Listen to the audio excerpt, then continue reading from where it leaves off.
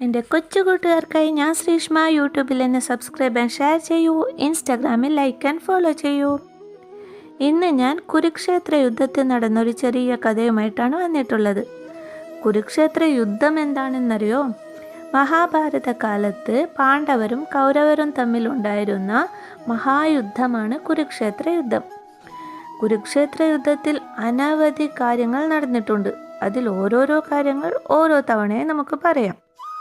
ഇന്ന് ഞാൻ പറയാൻ പോകുന്നത് അർജുനൻ്റെ രഥത്തെക്കുറിച്ചുള്ളൊരു കഥയാണ്.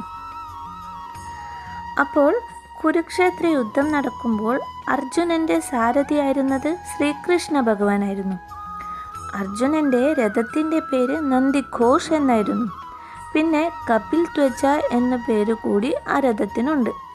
അതെന്തിനാണെന്ന് വെച്ചാൽ ആ രഥത്തിൻ്റെ കൊടിയിലുണ്ടായിരുന്നത് നമ്മുടെ ഹനുമാന്റെ ചിഹ്നമായിരുന്നു. കുരുക്ഷേത്ര യുദ്ധം കഴിഞ്ഞതിൽ പിന്നെ ആ രഥത്തിന് എന്ത് സംഭവിച്ചെന്നറിയാമോ? അപ്പോൾ ഇന്നത്തെ കഥ അതിനെക്കുറിച്ചുള്ളതാണ്. നമുക്ക് കഥയിലോട്ട് പോകാം. കുരുക്ഷേത്ര യുദ്ധം കഴിഞ്ഞപ്പോൾ കൃഷ്ണ ഭഗവാൻ രഥത്തിൽ നിന്നും താഴേക്ക് ഇറങ്ങുമത്തെ.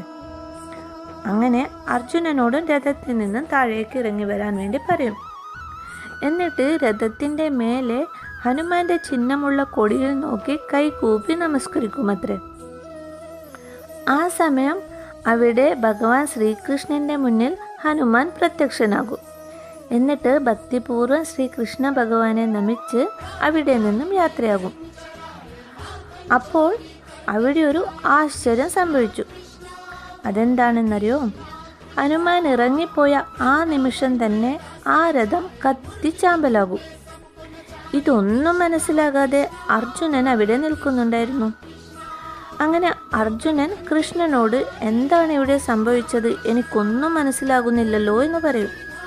അപ്പോൾ കൃഷ്ണൻ പറയും, കുരുക്ഷേത്ര യുദ്ധത്തിൽ അനവധി യോദ്ധാക്കൾ തങ്ങൾക്ക് വരമായി കിട്ടിയ ആയുധങ്ങൾ നമുക്ക് നേരെയും നമ്മുടെ രഥത്തിന് നേരെയും പ്രയോഗിച്ചിരുന്നു. എന്നാൽ സാക്ഷാൽ ഹനുമാൻ ഇത്ര ദിവസം നമ്മുടെ കൂടെ നിന്ന് ആ രഥത്തിനെ രക്ഷിക്കുന്നുണ്ടായിരുന്നു. ഹനുമാൻ ആ രഥത്തിൽ ഇരുന്ന് രക്ഷിക്കുന്നത് കൊണ്ടായിരുന്നു ഇത്ര ദിവസം വരെ ആ രഥത്തിന് ഒന്നും സംഭവിക്കാതിരുന്നത്.